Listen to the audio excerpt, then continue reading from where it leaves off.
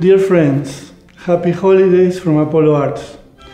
We thought to give you a little video that we are going to produce here today in this very place where in December of last year the Apollo Chorus sang a program of music by Bach.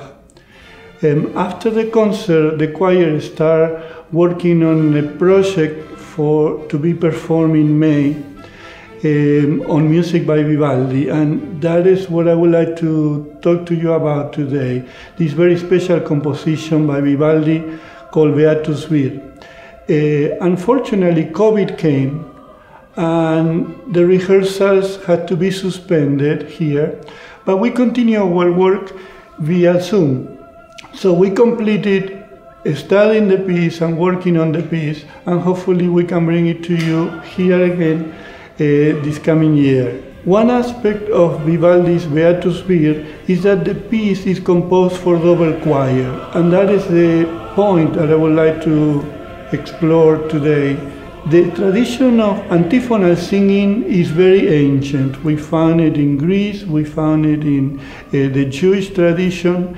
In Christianity, the tradition comes from Saint Ignatius of Antioch, who had a dream. He had a vision of two choirs of angels singing praises to God. After that vision, he decided to have two choirs in his church and celebrate Mass with two choirs singing. After I learned about St. Antioch, I became curious to know which other instances are reference to double choir in the Bible and in other texts. And I found the text of Isaiah in the Jewish Bible that he also had a vision, and I'm going to read what he envisioned. I saw the Lord high and exalted, sitting on a throne, and the train of his robe filled the temple. Above him were seraphim, each with 6 wings. After that, he's going to describe the job of the seraphim, that is a constant singing to the Lord. They are not working with us human, they are in constant singing. And here is another section of the text. The foundation of the temple was shaken by the extreme vocal power of the seraphim, as they restlessly sang, "Holy, holy, holy is the Lord of hosts. All the earth is filled with his glory."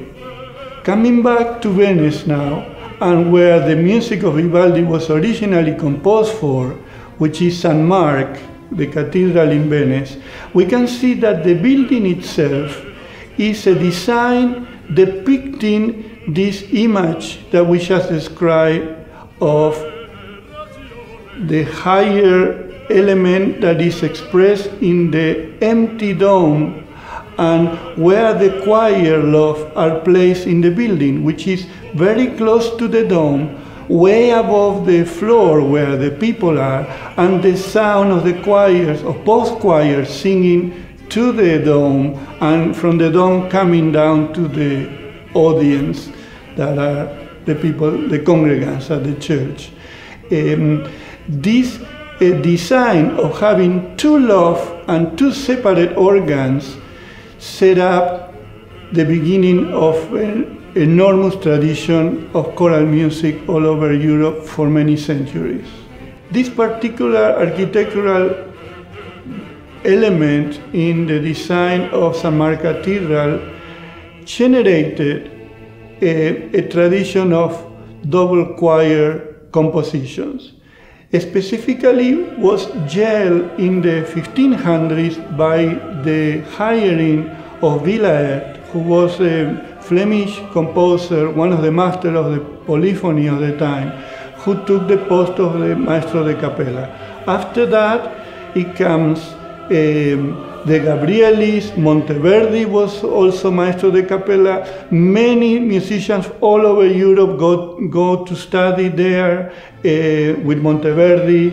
Vivaldi was also working in Venice, was also composing for St. Mark, and these pieces were composed for this particular structure and for this particular church. We have also all, as I say, all over Europe, this tradition was brought forward and all the way up to Bach. Bach expressed this particular style in 3 of the motets and in some numbers of the B minor Mass. Specifically, we can hear an example of Bach motet Singet den Herrn, that is for double choir. In Germany, this tradition was brought by Schütz, who taught Buxtehude, who taught Bach, and how come all the way to Bach this musical thought of composing for 2 choirs. He specifically worked on 3 of his motets with this type of choralization. The motets are Komm Jesu komm, Fürchten dich nicht, and Singen den Herrn. Also, some numbers of the B minor Mass are for double choir. Here we can hear the beginning of the motet Komm Jesu komm, where you can very clearly hear the antiphonal way in which it is composed.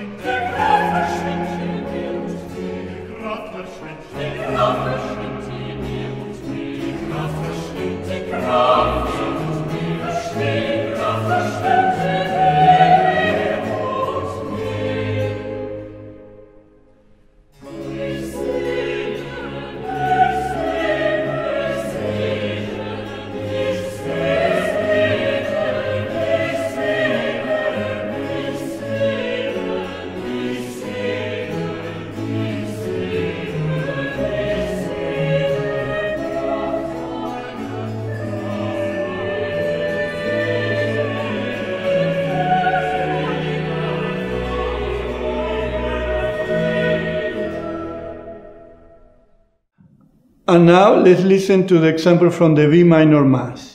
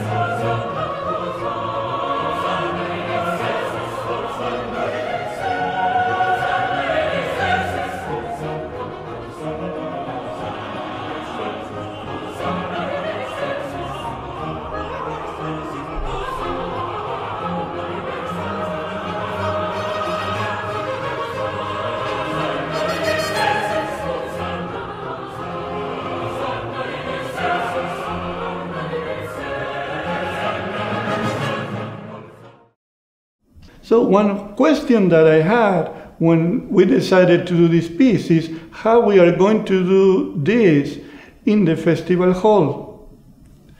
We need to keep clearly the sense that 2 forces are being in a dialogue. And since we have only one space, the idea was to have one choir singing the choir 1 and a quartet of soloists singing the choir 2. In that way, the fount of the sounds are clearly different, and it will be easier for our audience to perceive one and the other, and when they are also singing together, still we can hear there are 2 forces being at play. Thank you very much for listening, and I hope to see you all very soon here once again. With much love.